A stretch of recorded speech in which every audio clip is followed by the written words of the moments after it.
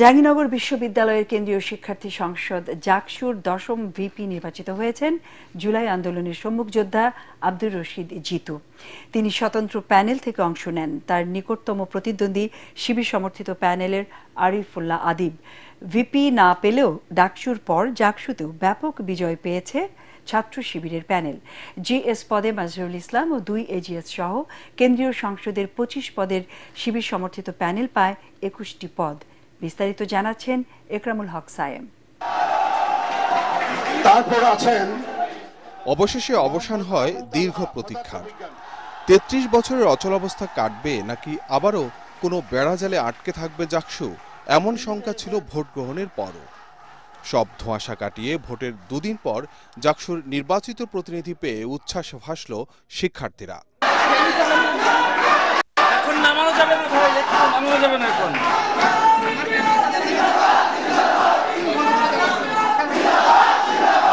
জাহাঙ্গীরনগর বিশ্ববিদ্যালয় কেন্দ্রীয় ছাত্র সংসদ জাকসুর ১০ম ভিপি নির্বাচিত হন জুলাই আন্দোলনের সম্মুখ যোদ্ধা আব্দুর রশিদ জিতু। স্বতন্ত্র প্যানেল থেকে নির্বাচনে অংশ নেন তিনি। তার নিকটতম প্রতিদ্বন্দ্বী শিবির সমর্থিত প্যানেলের আরিফুল্লাহ আদিব। ভিপি না পেলেও ডাকসুর পর জাকসুতেও ব্যাপক বিজয় পেয়েছে ছাত্র শিবিরের প্যানেল। জিএস ও ২ এজিএস সহ কেন্দ্রীয় সংসদের ২৫ পদের মধ্যে শিবির সমর্থিত প্যানেল পায় ২১টি পদ। জিএস পদে মাজহারুল ইসলাম, এজিএস ছাত্র পদে ফেরদৌস আল হাসান এবং এজিএস ছাত্রী পদে বিজয়ী হয়েছেন আয়েশা সিদ্দিকা মেঘলা।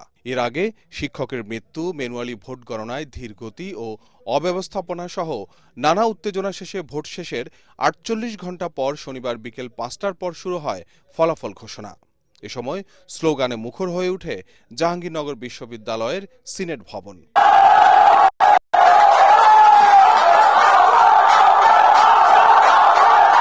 আনুষ্ঠানিক ফলাফল ঘোষণার শুরুতে ভোট গ্রহণ কর্মকর্তা বিশ্ববিদ্যালয়ের শিক্ষক জান্নাতুল ফেরদৌসের মৃত্যুতে ১ মিনিট নীরবতা পালন করা হয় ফলাফল ঘোষণা কক্ষে। পরে বক্তব্য রাখেন নির্বাচন কমিশনের সদস্যরা। হাতে ভোট গণনা ও নির্বাচনে অনিয়মের অভিযোগ ইস্যুতে কমিশনের অবস্থান তুলে ধরেন তারা। নির্বাচনের ফলাফল আমরা যখন প্রস্তুত করব তখন সেটি ডিজিটালি করব, কিন্তু অত্যন্ত দুঃখের বিষয় আমাদের কাছে দুটি সংগঠন থেকে লিখিতভাবে ফলাফল ডিজিটালি না করে ম্যানুয়ালি করার জন্য আবেদন করেছিলেন। আমরা তাদের আবেদনকে নির্বাচন কমিশন সাড়া দিয়েছিলাম এবং অনেক কষ্ট করে আমাদের শ্রদ্ধেয় সহকর্মীগণ পুলিং এজেন্টদের সাথে নিয়ে গত 2টা দিন আপনারা দেখেছেন যে 2 দিন 2 রাত কি কষ্ট করে আমরা এই সময় অনেক সময় ব্যয় করে আমরা কিন্তু অনেক কষ্টসাধ্য একটি কাজ সম্পন্ন করেছি। প্রথমে ২১টি হলে ছাত্র সংসদ নির্বাচনের ফল ঘোষণা করেন দায়িত্বপ্রাপ্ত রিটার্নিং কর্মকর্তারা। পরে প্রতীক্ষার অবসান ঘটিয়ে কেন্দ্রীয় ছাত্র সংসদের ফলাফল ঘোষণা করা হয়। জাহাঙ্গীরনগর বিশ্ববিদ্যালয়ের ছাত্র সংসদ নির্বাচনে এবার ভোটার সংখ্যা ১১,৮৯৭। এর মধ্যে প্রায় ৬৮% শিক্ষার্থী ভোট দিয়েছে জাকসুর প্রতিনিধি নির্বাচনে। একরামুল হক সায়েম, এটিএন বাংলা, ঢাকা। সব মশার বিরুদ্ধে সুরক্ষা দিতে এলো বসুন্ধরা এক্সট্রিম অ্যারোসল, মশার বিরুদ্ধে এক্সট্রিম সুরক্ষা। এদিকে আগামীকাল বন্ধ থাকবে জাহাঙ্গীরনগর বিশ্ববিদ্যালয়ে। নির্বাচন পরবর্তী পরিস্থিতি নিয়ন্ত্রণ ও ক্যাম্পাসে আইন শৃঙ্খলা স্বাভাবিক রাখতে সব ধরনের একাডেমিক ও প্রশাসনিক কার্যক্রম বন্ধ রাখার সিদ্ধান্ত নিয়েছে কর্তৃপক্ষ। এই নিয়ে এক সংবাদ বিজ্ঞপ্তিতে বলা হয়, নির্বাচন পরবর্তী পরিস্থিতি নিয়ন্ত্রণ ও ক্যাম্পাসে আইন শৃঙ্খলা স্বাভাবিক রাখতে সার্বিক অবস্থা বিবেচনা করে রোববার বিশ্ববিদ্যালয়ের সব অফিস, ক্লাস ও পরীক্ষা বন্ধের সিদ্ধান্ত হয়েছে। একই সঙ্গে বিশ্ববিদ্যালয় কর্তৃপক্ষ জানিয়েছে ২০২৪-২৫ শিক্ষাবর্ষে প্রথম বর্ষ স্নাতক শ্রেণীতে ভর্তি কার্যক্রম চলমান রাখতে আগামীকাল ভর্তির সঙ্গে সংশ্লিষ্ট কার্যালয়গুলো খোলা থাকবে। সোমবার ক্লাস ও অফিস যথারীতি খোলা থাকবে, তবে পূর্ব নির্ধারিত সব চূড়ান্ত পরীক্ষা স্থগিত থাকবে।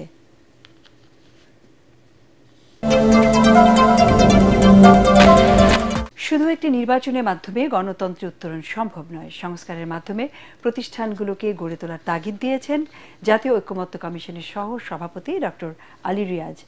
আর বিএনপির স্থায়ী কমিটির সদস্য সালাউদ্দিন আহমেদের আশঙ্কা, সংবিধান সহ সব সংস্কার এখনই বাস্তবায়ন করতে হবে এমন দাবির পেছনে ভিন্ন উদ্দেশ্য আছে। রাজধানীর একটি হোটেলে সেমিনারে তারা এসব কথা বলেন। অনেকে আশঙ্কা জানান জাতীয় নির্বাচন বানচাল হলে দেশে গৃহযুদ্ধের দিকে যেতে পারে। মইনুল হাসানের রিপোর্ট।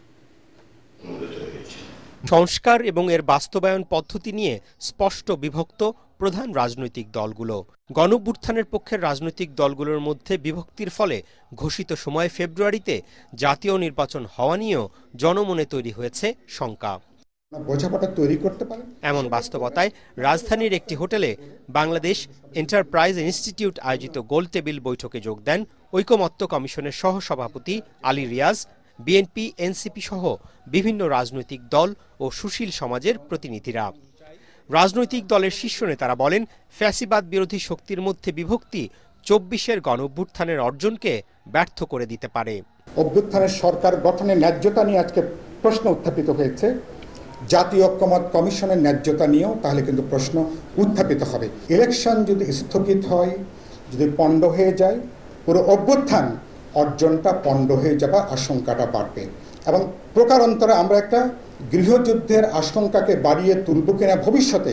একটা সুষ্ঠু নিরপেক্ষ নির্বাচন নিশ্চিত করতে চাই, একটা গণতান্ত্রিক উত্তরণ চাই এবং এই জন্যই কতগুলো সংস্কার চাই। এ সময় বিএনপির স্থায়ী কমিটির সদস্য সালাউদ্দিন আহমদ বলেন, রাষ্ট্রকে গণতান্ত্রিক রূপান্তরের মাধ্যমে ফ্যাসিবাদ তৈরির পথ বন্ধ করে দিতে হবে। যদি এখন বলা হয় যে সমস্ত সংস্কার প্রস্তাবগুলো এখনই বাস্তবায়ন করতে হবে, ইনক্লুডিং কনস্টিটিউশনাল অ্যামেন্ডমেন্ট প্রপোজালস যেগুলো হয়েছে, এর পিছনে অন্য কোনো উদ্দেশ্য আছে কিনা, যে এই অনিশ্চয়তা সৃষ্টির মধ্য দিয়ে অন্য কোনো বিষয় সেখানে আড়ালে বলতে চাচ্ছে কিনা। সেমিনারের প্রধান অতিথি জাতীয় ঐকমত্য কমিশনের সহসভাপতি অধ্যাপক আলী রিয়াজ বলেন, জনগণের প্রত্যাশা পূরণে সংস্কারের মাধ্যমে সাংবিধানিক প্রতিষ্ঠানগুলোকে গড়ে তুলতে হবে। ট্রানজিশন নির্বাচনের রিকোয়ারমেন্ট নেসেসারি, নট সাফিসিয়েন্ট। যে নির্বাচনটা আপনার সামনে, সেই নির্বাচনটা যে কোনো নির্বাচন বলে মনে করবেন না প্লিজ। আপনাদের কাছে আমার একান্ত অনুরোধ, সরকার নির্বাচন করে না, নির্বাচন করে জনগণ এবং রাজনৈতিক দল। আপনারা আসুন, এই জায়গাটাতে আসুন যে আমরা কিভাবে এই নির্বাচনটা, শুধু এই নির্বাচন না, আমরা রুলস অফ দ্য গেম, খেলার নিয়ম বদলে দিয়ে কি করে প্রতিষ্ঠান তৈরি করব। প্রতিষ্ঠান ছাড়া হবে না। বক্তারা বলেন, ছোটখাটো ত্রুটি বিচ্যুতি থাকলেও ডাকসু নির্বাচন সবাইকে আশাবাদী করলেও জাকসু নির্বাচন একইভাবে হতাশা তৈরি করেছে। মইনুল হাসান, এটিএন বাংলা, ঢাকা। জীববৈচিত্র্য রক্ষা ও বন্যপ্রাণী নিরাপত্তার সাথে মানুষের নিরাপত্তা ওতপ্রোতভাবে জড়িত, তাই প্রাণী সম্পদ রক্ষায় সবাইকে সচেতন হওয়ার আহ্বান জানিয়েছেন বিএনপির ভারপ্রাপ্ত chairman Tarique Rahman. Bangladesh animal welfare association আয়োজিত আলোচনা সভায় ভার্চুয়ালি যুক্ত হয়ে তিনি বলেন, মানুষের মধ্যে সচেতনতা তৈরি করতে না পারলে শুধু আইন করে জীববৈচিত্র্য রক্ষা করা যাবে না। তারেক রহমান বলেন, প্রাকৃতিক ভারসাম্য রক্ষায় মানুষের নিজের প্রয়োজনে প্রাণীদের বাঁচিয়ে রাখতে হবে। রাষ্ট্র ও রাজনীতিতে গণতন্ত্র ও শুদ্ধাচার থাকলে বাস্তুতন্ত্র নিরাপদ থাকবে।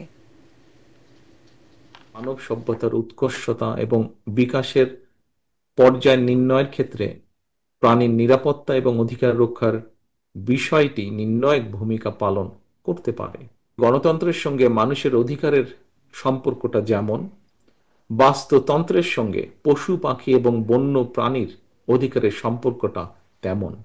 সুতরাং রাষ্ট্র রাজনীতিতে গণতন্ত্র এবং শুদ্ধাচার প্রতিষ্ঠিত থাকলে বাস্তবিকভাবে বাস্তুতন্ত্র নিরাপদ থাকে।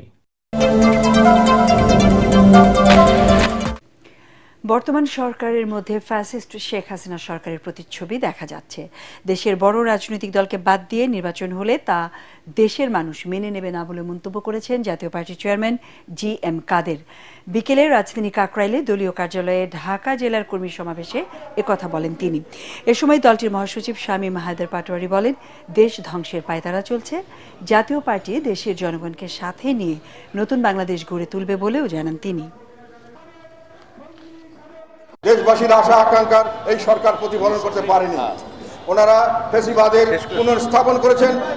কোনো নির্বাচন একতরফাভাবে করতে চাইলে এবং সেখানে যদি আপনারা সকলকে ইনক্লুসিভ না করেন, সেই নির্বাচন দেশবাসীর কাছে গ্রহণযোগ্য হবে না, বিদেশে গ্রহণযোগ্য হবে না, কোনোখানে গ্রহণযোগ্য হবে না।